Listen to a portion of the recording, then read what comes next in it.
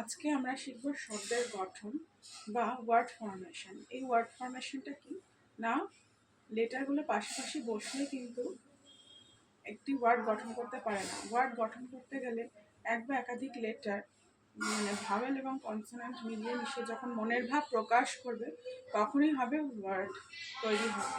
ঠিক আছে, এই ওয়ার্ড তৈরি করতে ভাওয়েল এবং কনসোনেন্ট দুটোরই দরকার হয়। যেমন BOY বয়, এখানে ভাওয়েল রয়েছে মাঝখানে এবং কনসোনেন্ট দুদিকে বি এবং ওয়াই। এরকমভাবে এডুকেশন, দেন গার্ল, দেন সাবজেক্ট, এগুলো এক একটি ওয়ার্ড। তাহলে বোঝা গেল ওয়ার্ডের ফরমেশন। নেক্সটে আসছি সেমি ভাওয়েল। ডাব্লিউ এবং ওয়াই এই দুটিকে বলা হচ্ছে সেমি ভাওয়েল।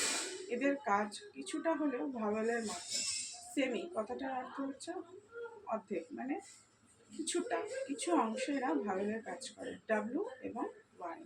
ওকে, আজকের মতো এই পর্যন্ত। Please like, share and subscribe. Okay, by.